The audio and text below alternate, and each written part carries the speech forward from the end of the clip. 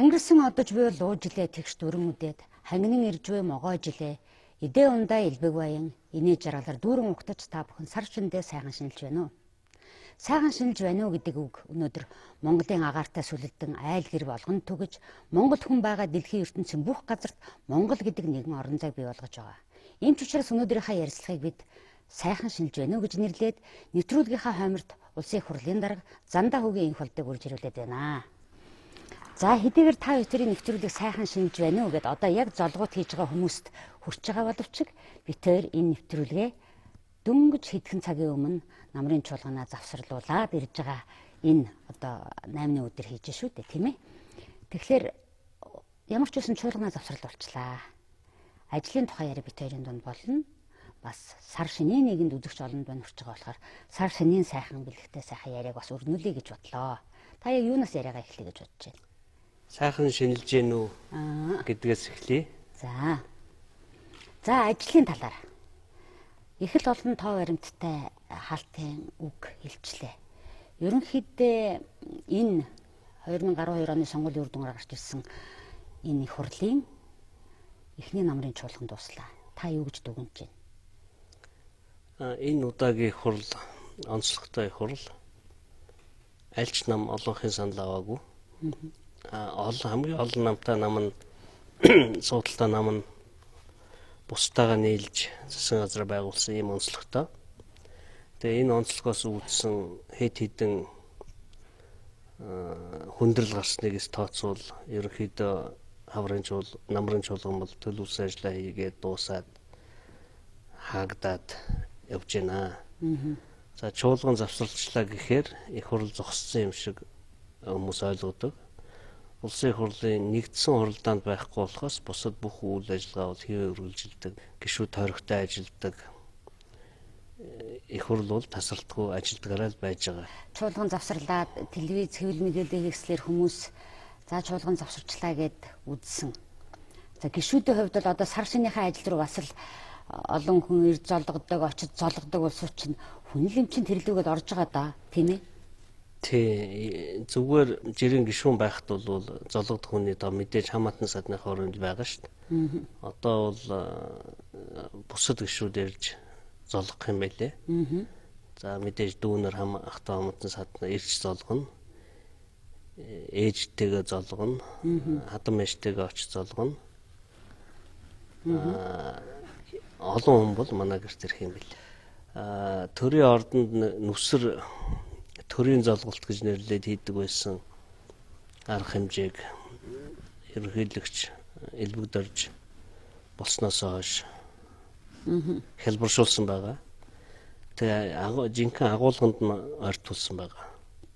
Хуучин бол нэг ойлгомжгүй юм явдаг байлаа шүү дээ. Дарга нар нь суучаал бусдад өгөж очиж сүгдэж мөгдөж зоолгодог. Тэгээ тэр бол зохимжгүй байна. Цагаан сар бол төр садныхаа баяраа хамгийн өндөр настай 100 орчим настай 9 одоо хамгийн өндөр настай хүнээ ордонд авчирж агаад их хурлын дарга ерөнхийлөгч ерөнхий сайд бид 3 золгоно очиж. За. Тэгээд бэлгээ өгөөд одоо нийт бүх ахмад настантайгаа золгох боломжгүй учраас төлөөлүүлээд тэгээ ингээд нөгөө тэр хуучин төрийн золголт гэж нэрлэдэг байсан юмны агуулгыг бол үндсээр нь өөрчилсөн байгаа. Тэгээ гандаа ороод идийг бас болиулсан байгаа. Гандан луу их хурлын тамгын дарга, ерөнхийлөгчийн тамгын дарга, засгийн газрын хэрэглэх газрын дарга 3 очиж тэр хуучин байдаг ясыг гүйцэтгээд ингээ явах. Очирдар бурханд мандал үргэж төмөн олныгоо төрөө даатгдаг юм гэсэн шүү. Төлөөлж даасан. За иймэрхүү өөрчлөлтүүд бол хийгдсэн. Тэгвэл их олон хүн тань дээр золгох нэ, гişүүд очиж золгох нь тийм ээ. Өөрөө ч та олон дээд хөсчүүлтэйгээ золгох нь. Эхнэр битээр хоёул айлын том юм. За. Тэгэхээр бүх дүүнер ирнэ. Хөргөн бэрүүд ирнэ. Бусад хамаатнууд бас ирнэ. Хуучин бол би очиж золгодог байсан бол одоо замын хөдөлгөөн хаагаад явах нь тохиромжгүй учраас хамаатнуудаа манаа дээр ачиж байгаа. Бидний цагаан сарын өмнө ч нь одоо 9 жил болгоно гэх юм да. Энэ жил харин сүүлийн жилүүдэд дахиад байлаа хизээ тэмдэглэхгүйгээр суугдаг байсан бол энэ жил бол харин яаж цагаан сараа стресс юу багтаа бохимдол багтаахан шиг тэмдэглэх үү яаж бэлгэсэлтэд бэлтгүү гэдэг дээр нэлээд төрийн түвшээд маань нэлээд оролцох шиг боллоо янз бүрээр л хэлж байсан. Ингээд таны золгож очиж байгаа хүмүүстээ өгөх бэлэг юу юм бэ? Эмэгтэй гишүүдийн гаргасан уриалгыг би анхааралтай харсан. Тэгээд ихэнх мөнгөө дараа нь хэрэгжилж болдгоо тийм насгүй нэг удаагийн хэрэгэлдэг бараа өгдөг нь буруу юм а гэж үзсэн. Монголын 2 компани захиалгагч бэлэг хийлгүүлсэн. За. Нэг нь ийм түлхүүрний осор хийдэг, дотроо олон түлхүүртэй ингээд санжгандаг. Тэрэн дээр ширэн гадартай. Инколд гэдэг нэрээ бичүүлээд Монгол хоньны юу байх л та сайхушаа ширэн үхрийн ширэн байх хөрөн ингээ тийм хийлгүүлсэн. 4,000 төгрөгийн үнэтэй. За. Нөгөөх нь говь гэж шоколадны үйлдвэр байдаг шүү дээ. Тэрэнд ийм их хурлын эмблемтэй төрийн ордны зурагтай шоколад захиалж хийлгүүлсэн. 2,000 төгрөгөөр. Тэгэл ирсэн үнд нэг шоколад нэг дэлгүүрний осор өгнө шүү дээ. Тийм байна. Тиймэрхүү жижиг сажиг юм хийдэг үйлдвэрүүд бол маш их болсон байна. Үнэн ч үнэтэй биш боломжийн болсон байна.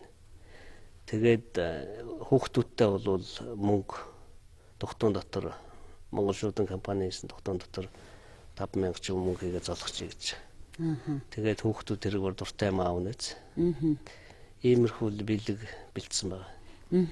Ер нь бол энэ санаачлагыг их дэмжсэн. Ерөнхийдөө бол одоо ууц тавихгүй гэдгээсээ илүү үндэснийхээ үйлдвэрлэлд дэмжих гэсэн санаачлагыг их дэмжсэн. Олон хүн энэ сэтгэл таатай хандаж өнөөдөр нэрэл бид нэр ёстой үндэснийхээ үйлдвэрийн бэлгүүдээр солилцох хаа гэж. Манайх бол ууц тавьдгүй байсан. Одоо энэ жилээс ууц тавьж эхэлж байгаа. Бид бас ууц тавих хэмжээний тийм насанд хүрээгүй байх гэж үздэг. Өвчөө тавьдаг өвчүүгээ дараа сайхан хоогаад ичдэг байсан. Одоо бол албан ёсоор олон хүн ирэх гэж байгаа учраас анх удаа ууц тавьж үзэж байгаа. Ер нь айл болгон өгсөн залууг ууц тавих бол манай тэр уламжилд байгаагүй юм билээ шүү дээ. Үнэхээр ахмад настай одоо тавих ёстой улсууд л тавьдаг байсан болохоос тэгээд нөгөө туйлшрал гэдэг шиг бүгдээрээ ууц тавина гээл тэгэл одоо хэд байдгийг сарахаа залангаар ууц тавиал гэдэг бол буруу л байгаа. Үнэхээр одоо айлын хамгийн өндөр настай хүн ууцаа тавиад бусд нь очоод золгочдөг ийм л өртөг багтаа тэмдэглэж өнгөрүүлвэл зөв юм шиг санагдаж байна. Өнөөдөр гадны нэг судлаачдын нэг хэлсэн үгийг санаанд орж ийн л да. Монгол хүмүүсийг ерөөсөө зүгээр л дэлхийн бусад хүмүүстэй адилхан болгоч Монгол биш болохын тулд бол цагаан сар тэр наадам гэдэг баярыг л тэмдэглүүлэхгүй болчих юм бол тэд нар Монгол гэж нэг тийм онцгойрох ялгарх юмгүй болно гэж хэлдэг. Тэгээд өнөөдөр та бүхнийг таныг би энэ нэвтрүүлэгтээ урьж байгаагийн учир гэвэл чухамдаа бид нар наадам цагаан сараараа төрөө сүсгэлэндээ эдэлж төрөө өөрийнхөө амьдралтай ирээдүйн сайн сайхантай холбож бэлэгдэж өрөөдөг тэр их том баяр л та. Тэгээд өнөөдөр энэ бэлэгдлийн, өрөөлийн, энэ сүсгэлийн энэ гол төр гэсэн юм маань чухам юугаараа онцлог байх хэвээр. Энэ өвлөж уламжилж сүсгэлж ирсэн ард түмний юм дотор төр чухам ямар байх хэвээр гэж та боддог вэ? Наадам цагаан сар бол мэдээж чухал баяр. Тэгээд дэлхийд глобалчлал гэдэг нэг юм явж байна. Бүхэл хүний өмссөн хувцас, иддэг хоол, уудаг ундаа, үздэг кино бараг адилхан болчих гээд байгаа. Тэгэхээр бид энэ глобалчлалыг та одоо зохицож амьдрахын тулд ондоошил буюу бид ер нь юугаараа ондоо юм. Наадмаараа ондоо, цагаан сараараа ондоо, өмсөж байгаа дээл хувцаараа ондоо. Ингэж нөгөө жижиг үндэстэй өөрийгөө авч гардаг арга байгаа юм л та. Тийм учраас бол төрийн бодлогоч төр Монгол үндэстний эдгээр онцлогуудыг сурталчилдаг. Хуучин бол дээл өмсдөг хүний тоо цөөхөн байсан бол одоо хүн болгол дээлтэй болж шít.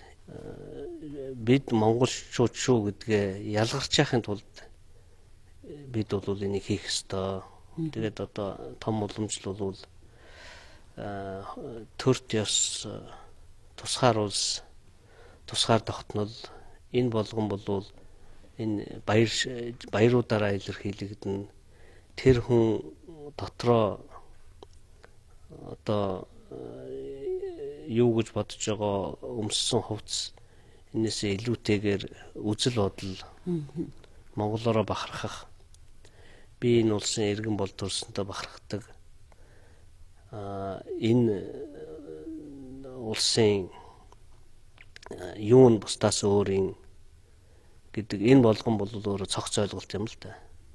Тийм учраас үндэсний аюулгүй байдлын үзэл баримталт эдгээр зүйлүүдийг бол тодорхой бичиж тэрийг бүгдээрээ хар хайрцаг гэл одоо жишээ нь төр төсний олон зуун жилийн, олон мянган жилийн түүх байхгүй дөнгөж сайхан бүрэлдсэн улс байдаг юм уу? Жижиг улсд бол тийм ойлголт байдгүй юм байна л да. Тэгэхэд төрийн хар хайрцагны бодлого гэхэд хинч байсан. Тиймний тухай хэрэгжин гэж ойлгодог. Бид бол бусад улсаас ялгаатай энэ төр гэдэг юмыг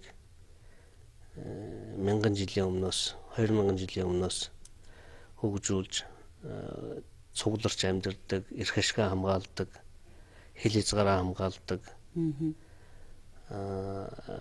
Хууль номыг дэлхий дээр одоо хүмүүс мөрддөггүй байхад гаргадаг, мөрдүүлдэг, тэр худалдааны замыг хамгаалдаг, татвар авдаг, эрүүгийн хууль анх мөрдүүлж исэн гэх мэтээр бол 1000 жилийн өмнө, 2000 жилийн өмнө, 800 жилийн өмнө зэгсэлж исэн дэлхийн хамгийн хүчтэй гүрний нэг байсан учраас тэр бүх уламжил маань дагаж өнөө хүртэл явж шít. Тэрэнд л одоо утга учир нь байна.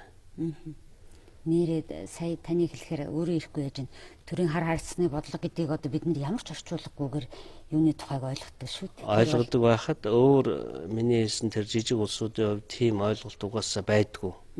Ягаад гэвэл төр улстай байж үзээгүй.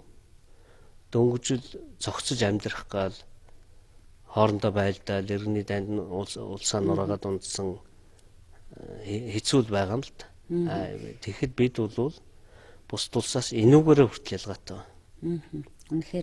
Үнэхээр сайхан жишээ татлаас. Тэгэхээр бид нар ч өнөөдөр парламентын засаглалтай улс гэд бодохоор энэ төрийн эрхийг барьж байгаа, энэ парламент засаглалыг барьж байгаа, энэ парламентын засаглалыг одоо даргалж байгаа хүний хувьд зандаа хүүгийн инх холдор овгөлсөн энэ улсын хурал чухам ямар байдлаар ирж яваа цагийнханд ирээдүй хойчхонд үнэлэгдэж тодорхойлогдосоо гэж боддог вэ?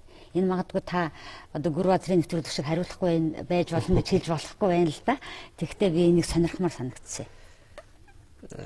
2012-оос 16 оны улсын их хурлын үед мэдээж их хурлын даргын нэр бол дурддагдах байх. Тэр үед хэн дарга байсан? Улс орон хөгжсөн, хүмүүс ажилтаа болсон, говьд төмөр зам баригдсан, Улаанбаатар утаагүй болсон. Энэ бүх юм хийгдсэн. Орон сууц бол нөхцөл нь хамаагүй сайжирсан. Ийм л зүйлээр дурсагдахыг бодож байгаа. Тэгээд одоо нэг үе бол мөнгө төгрөгийн асуудал нь гайгүй болж одоо бол хийж бүтээх л үлдсэн байгаа. Тэгэл бидний өмнө тавьсан зорилт бол тодорхой шүү дээ. Энэ их хурл анх гарахтаа юу гэж зорилт тавьсан. 4 жилийн дараа ямар үр дүнд дүгнүүлэх үү гэдэг бол цаасан дээр бичигдсэн хүн болгон мэдж байгаа. Одоо тэрийг бүтээхийн төлөө явна. Тэрний бүтээсний дараа харин голчлон одоо дурсаж ярих зүйлүүд нь бол иймэрхүү юм байвал сайн байгаасаа л гэж бодож байгаа. Монголчууд чинь өмнөх жилд байсан муу хуучин гомдол тийм ээ хэрвэл жоохон тийм санал зөрчилсөн байвал тэрийгэ мартдаг, уучлалдаг. Уучлах гэдэг сэтгэлийн тухай их ярьдаг болчихчих л дээ. Би одоо бас нэг томоохон Монголын бизнесментэй ярьж хахад одоо ингээл шинэ оноос монголчууд биений нэг уучилмаар байна л гэж яриад байгаа юм л да.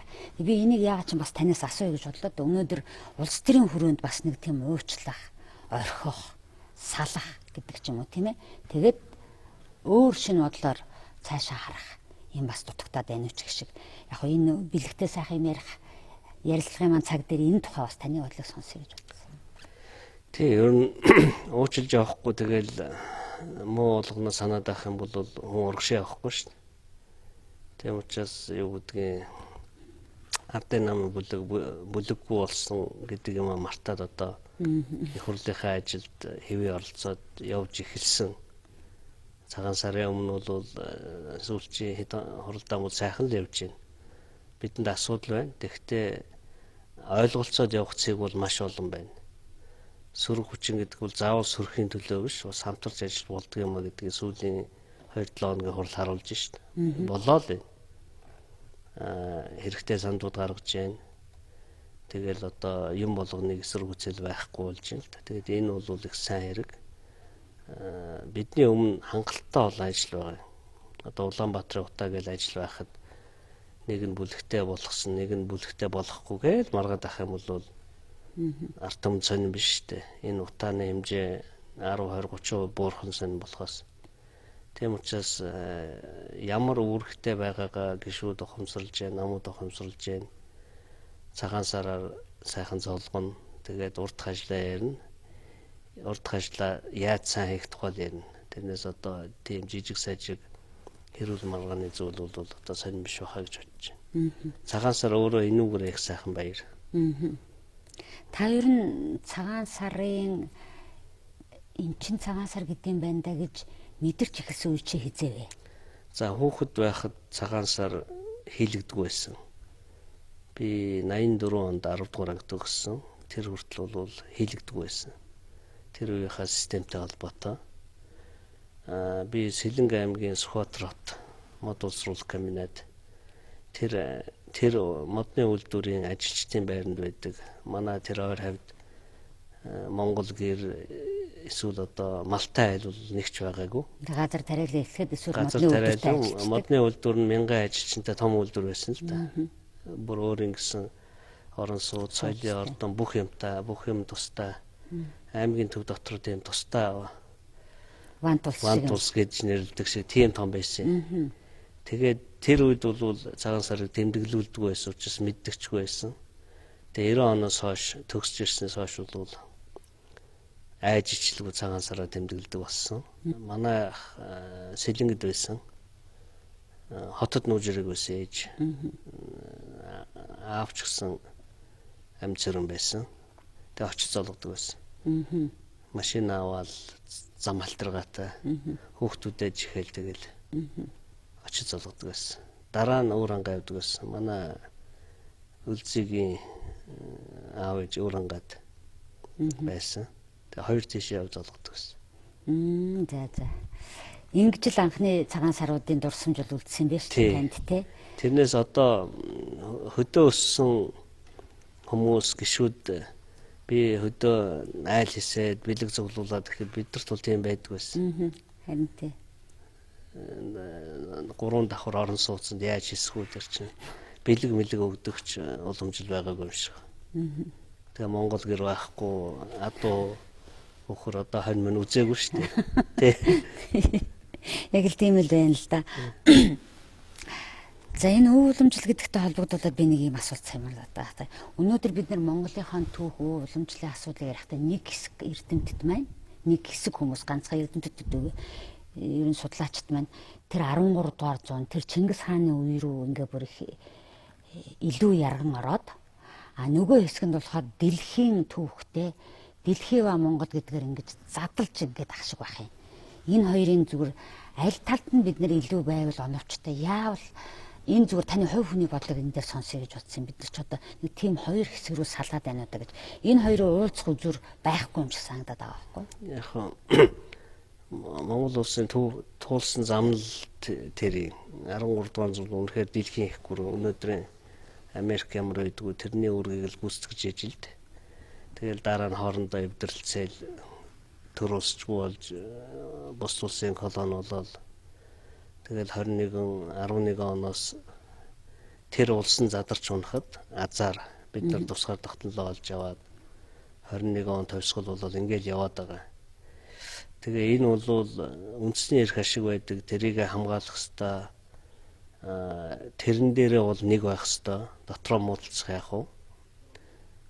Гадна талдаа бол нэг хүн шиг байж эрх ашиг хамгаалж гадна талд бол улс төрийн намын тухай яригддаг шүү дээ. Монголын бүх намууд гадаад бодлого дээр нэг л бодолтой байгаа.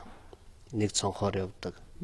Тэнд бол хин юу дуртайгаа ярьдаг, арчил ярьдаг зүйл тэнд байхгүй. Хоёр хөрштөөгөө одоо гурав дахь хөрштөөгөө яг л нэг л бодлогоор харилцдаг. Өнгөрсөн 13 дугаар зуунаас хойш үлдсэн сургамж дээр монголчууд бол дотроо эвдэрлцэх юм бол гадны иж болдог гэдэг. Тэгэхээр хүссэн үсээгөө бид нар хаа байсан 13 дугаар зуунд явахаас өөр аргагүй байгаа. Манай бодит түүх учраас. Тэр та тэр талд нь байна да. Үгүй ер нь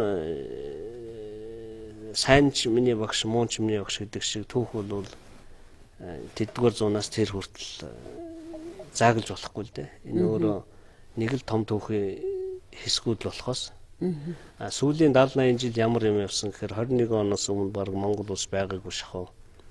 Мөхөд сонжсэн улсыг Монгол Ардын нам гэдэг нам өөдөн татаж улсыг болгосон гэдэг ийм буруу сурталх хуулаг бол явсан. Манай одоо хэд байдгийг 2222 жилийн түүхийг зөвхөн сүүлийн 70-80 жил нь бүтэлтэй байсан, бусд нь бол хэрэггүй байсан гэдэг юмнаас салахын тулд энэ бүх урагшаага хэдэн мянган жилээр урагшлаад байгаа чинь ийм учиртай л. Ерөөсөө бүтнээр нь харахаас биш ямар ч юмыг контекстээс нь салгаад харах юм бол буруу л харагдана шин. Мэдээж хөгжил дэвшил болсон л баг. Тэгтээ 11 он 5 хамтаа тусгаар улс боллоо, тэр мэрийгэ зарлаад онт оллоо, олон урагцсан гэж нэрлээд ингэ явж ирсэн. Энэ бол яах аргагүй л бидний төв. Сайн муу байх нь бол дараагийн асуудал байхгүй. Энийг ярьж чаддаг, энийг бодитоогоор үнэлж чаддаг болсноор туйлын чухал юм байна. Би энэ асуултыг тавьсан учраас бол яг одоо сая таны хариултан дээрээс дөрүүлээд асуух миний дараагийн асуултыг төрүүлж байна л да. Өнөө та бол одоо өөр IT-г сонирхдог. Тэр талын гадаадад өндөр боловсрол эзэмшсэн залуучуудыг их дэмжиж ажилтдаг ийм хүн.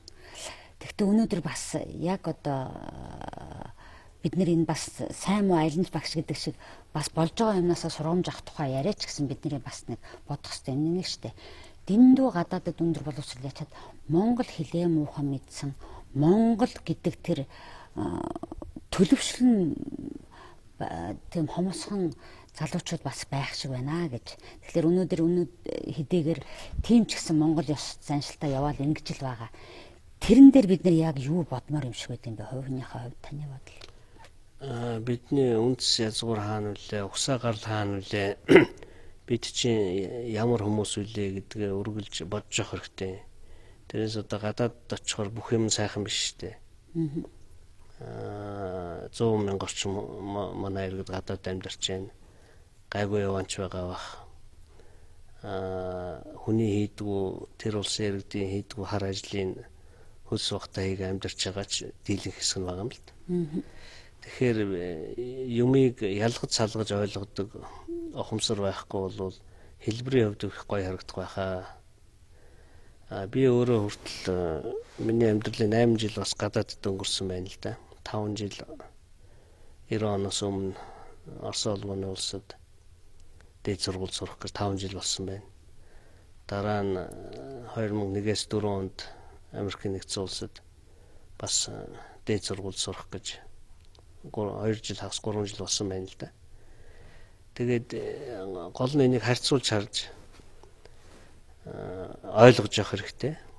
Тэгэл одоо гадаадаар халтар ултар яриад өөрийгөө монгол гэдгээ мартчихад явж байгаа улсууд бол муухай л харагдаж байгаа. Толгоогоо л ажилуулах хэрэгтэй. Бидэнд эх орон байна, газар нутаг байна, хөгжих болцоо байна. Тэнд очиод нэг цав угаад насаар амьдарч болно л да. Тэгвэл тэр бол амьдрал биш л дээ. Энэ бол та одоо ирээдүйн хойчийн залуучуудад өнөөдөр ялангуяа гадаад оронд амьдарч сууж байгаа цагаан сарынхан золгоотыг хийж байгаа хүмүүст бас хэлэх давхар үг гэж ойлголоо. Тий, ер нь бол дээнүртэй багч гэсэн цагаан сараа хийдэг байсан. Улбоо хийгээд, буузаа хийгээд Монгол дээлээ бүгдээрээ өмсөөл явдаг. Монгол дээлээ өмсөөд цагаан сараар тэмдэглээд явдаг. Тэнд байхдаа ч гэсэн энэ ёс заншил уламжлалаа мартдаггүй монголчууд бол байгаа. Зүгээр хитрхи чамирхаж ярьдаг цагаан сар юу юм ч гэдэг юм уу, тийм улсууд бол цөөхөн л дээ. Улам бүр цөөхөн болж байгаа юм шиг байлээ. Улам бүр тэр ёс заншил ерөөсөө хаанаас яаж авчирч энэ дараа ойдгийн биш байгаа гэмээр тийм гой ганган дээлээр гойцсон хүмүүс л DC-ийн гудамжаар явж хахад л би таарчсан л да.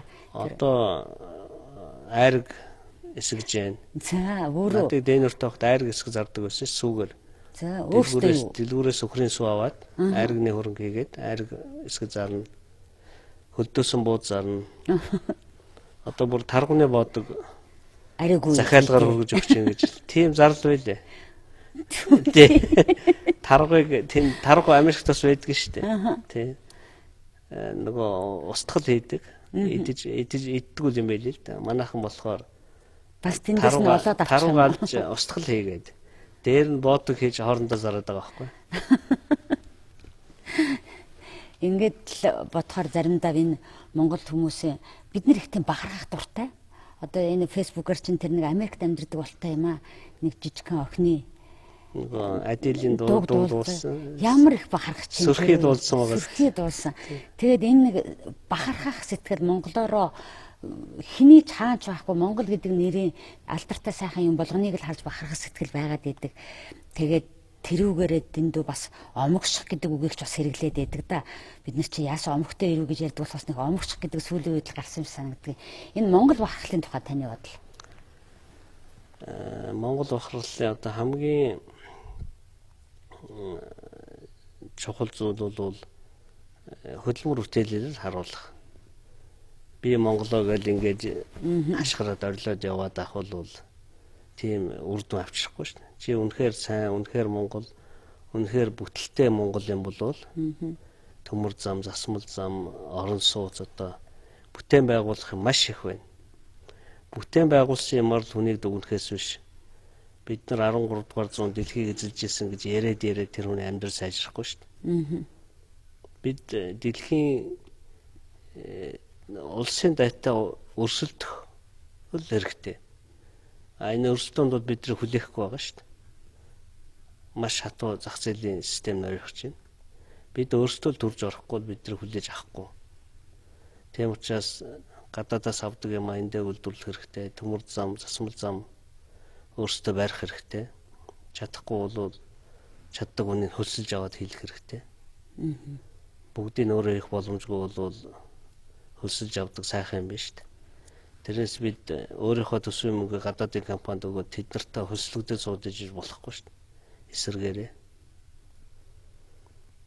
хийж чаддаг юм а хийчээ тэрүүгээрээ бахархаа гэсэн санаа байна тийм үү? Бүтээн байгуулалтаараа бахарх хэрэгтэй. За энэ таны юу афоризм болж болохоор юм биш үү? Бүтээн байгуулалтаараа л бахархъя гэдэг маань тийм ээ. Тий, одоо ингээд юмаа бүтээхгүй хитрхи бэлэнчилж гаднаас маш их юм авчих шүү дээ. Оюу толгой гэж яриад байна. Оюу толгой жинхэнэ үнц нь бол хичнээн Монголын компани тэднэрт юу үйлдвэрлэж өгч байгаагаар гол нь хэмжигдэн ш. Тэрнээс 34 51 байхасаа илүүтэйгээр одоо олон жил Эрдэнэтийг хажуудаа ханган нийлүүлдэг жижиг ажил дурын парк байр гээд бүтэхгүй байна. Одоо ингээд нэг шинэ захирал нь уулзсан. Чиний ажлыг бол Эрдэнэтийн хажууд хэдэн жижиг дунд үйлдвэр танаахыг түшиж босч ирэхээр үнэлэн шүү гэж би хэлсэн байгаа. Тэрнтэй адилхан оюу толгой хажууд бид бас энэ ханган нийлүүлдэг жижиг компаниудыг бий болгох хэрэгтэй. Энэ том үйлдвэрүүдийн хаялга бол тэр тэрийг гаднаас биш дотоодоос авдаг байх нь бодлого. Тэр бодлогын хүрээнд л тэр өнөөдөр гаднаас авч байгаа баялаг одоо бэйли хийдэг юм уу, хогийн шүүр хийдэг юм уу, цэвэр усын өгдөг юм уу, хоньных нь махын өгдөг хончин байх юм уу, энэ болгон л өөрөө оюу толгойн бүтээж байгаа баялагын өртөг дотор шингэж тэр өртөг нь Монголд үлдчихэд, Монголын компанид үлдчихэд, Монгол ажилчин тэрийг ойж идэг байх юм бол илүү чухал байгаа. Тэрнээс одоо бүх юм өртөг нь гадныханд шилжээд бид нар зөвхөн татвар аваад суух юм бол Энэ бол энэ үйлдвэр Монголын нутагт байгаагийн хэрэгцээ шаардлага бол байсны ач холбогдол байхгүй болчих гээд байна. Тэгэхээр Эрдэнэтийг дагсан аж үйлдвэрийн зогсолбор, оюутлогыг дагсан аж үйлдвэрийн зогсолбор бол бий болох хэрэгтэй. Энэ бол бодлого гэж та хэлээ. Энэ бол бодлого. Эрдэнэтийн хажууд бол огт тоосонгүйш нэлээд олон үйлдвэр байдаг шүү дээ. Тэр олон жижиг юм хийж өгч идэг.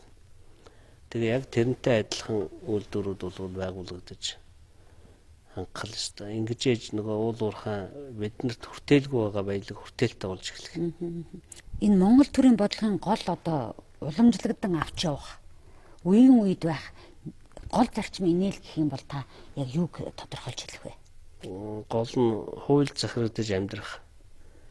Социализмын үед хууль биш дарга захирагдаж амьдардаг болсон байсан. Одоо тэр 70-80 жилийн инерцийг өөрчлөх гэж худаж шин. Тэр хаа байсан 13 дугаар зуунд чинь хууль захирагдаж амьдардаг байсан. Үнэхээр тэгэл хэдэн жилээр дайн байлдаагээ явцдаг хатуу сахлах бат. Уруу цугцсан зэргийг шууд одоо шийтгдэг, цаазалдаг байхгүй бол дайнчин болохгүй шүү дээ. Тийм учраас тэр хуулийн сахлах бат бол хаа байсан 13 дугаар зуунд манай одоогийнхоос илүү байсан байгаа. Тэгээ сүүлийн 22 жил хууль захирагдаж амьдардаг болох гэж л одоо янз бүрээр л үзэж байна. Тэгээд ахс дэвшт байна. Тэгтэл бас болоогүй л байна. Төр гэдэг бол ердөө л хуулийн захирагдаж амьдарч хамгийн амин сүнс нь тэр. Тэгэхгүй хууль зөрчсөн хүн, хууль зөрчээгүй хүнээсээ илүү амжилттай баян чинэлэг амьдраад, том байшинд амьдраад, сайхан машин унаад авах юм бол хуулийг хэн мөрдөх вэ? Хэн ч мөрдөхгүй шин. Зөрчгийг л бодно шин. Тэгэхээр хууль зөрчөөгүй нь миний хэлдэг тэр сайхан амьдардаг, хууль зөрчсөн нь шийтгэл аваа явдаг ийм л байж шударгаас тогтно. Өөрөөр бол шударгаас тогтохгүй шин. За ингээд золгоотаа хийж байгаа хүмүүсийн дундуур та бүхэн бас нэлээд улс төр, цагаан сар, төрт ёс бүр их л олон сэдвийг хамаад ярьж шиг боллоо.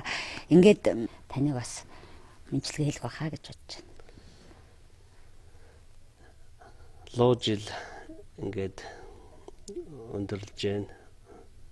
Одоо битүүнээр сайхан битүүлсэн байгаа. Одоо ингээд могоо жил шинэ нэгний эхний өдөр нийт монголчуудаа сар шиндээ сайхан шинэлгийг өрөөгөөд эрүүл энх ад жаргал сайн сайхан бүхнийг хүсээ өрөө ажлын амжилт хүсье. Бидэнд хийх ажил бол мундахгүй байгаа. Тэгээ бага яриад их хийгээд энэ оны эцэст энэ Улаанбаатарын утаа багассан амжилттайгаар олон айл орон сууцнд олсон амжилттайгаар олон мал өсгсөн амжилттайгаар одоо олон 100 км төмөр зам барьсан амжилттайгаар засмал зам барьсан амжилттайгаар орцгоёо.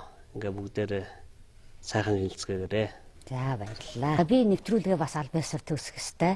Үзэгч олондоо сэтгэл дүүрэн баяртай, ширээ дүүрэн идээтэй, өрх бүлээрээ өргөн олноороо сайхан шинэлэрэ гэж өрөөж байна. Энэ үгийг би Facebook хаа найзаас бас бичиж авсан. Тэгэхээр ерөөлийн сайхан үгс газар болгон бие биенийг дамжин тарах болтгоо танд баярлалаа. Сайхан шинэлэрэ.